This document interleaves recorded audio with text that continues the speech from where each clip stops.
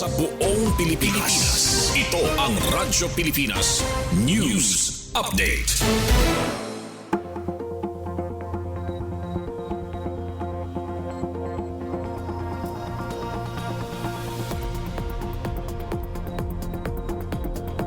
Oras sa bugos nga Pilipinas, 1:55 p.m. Mapay nga kulop sa aton nga tanan, adiyan aton mga balita sa yana nga pangurason. Calbayog City nakiusa sa pagsalinurog sa National Women's Month 2026. Pamatian tan detalye matikang kan Suzette Pretensyo. Radyo Pilipinas Report.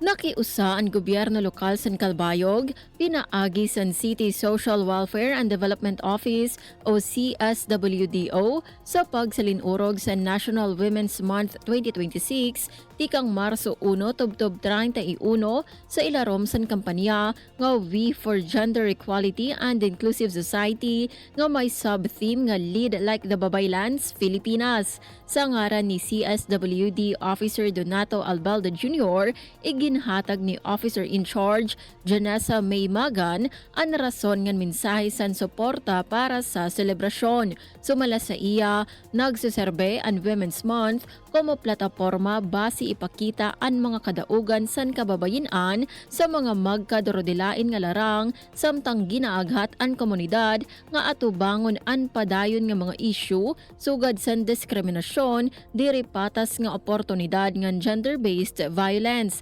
Ginhatagan doon liwat nga ginpapakusog san tema ang papel san kababayan como leader pareho san mga babaylan sa aton kasaysayan nga ginrespeto tungod sa nira kinaadman empathy ngan moral nga giya. Para sa bagong Pilipinas, Suzette Pretensyo, Radyo Pilipinas, Radyo Publiko, Calbayog.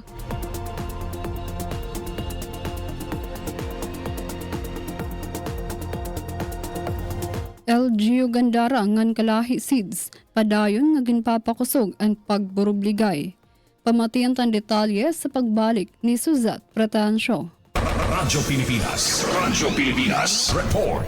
Nagbisita kakulop nga adlaw Marso 3, 2026 ang kalahi CIDSS office nga ginpangunahan san bag-o nga area coordinator nga si Romel Elizalde upo niya mga staff sa bungtos san Gandara, Samar. Sa era courtesy call kan Municipal Mayor Warren Aguilar, formal nga ginpakilala ang bag-o nga area coordinator ngan ginparigon ang koordinasyon ngan pagburobligay san kalahi CIDSS ngan san gobyerno lokal san Gandara.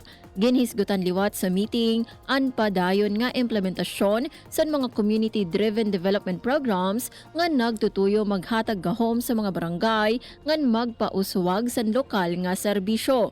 Ginpabugatan sa LGU Gandara ang irabugos nga suporta sa mga programa nga nagtutukod sa inklusibo nga pagtubo, transparency nga aktibo nga partisipasyon sa komunidad. Samtang padayon nga ginpapakusog ang pagpangalimbasog para sa kauswagan sa bungto.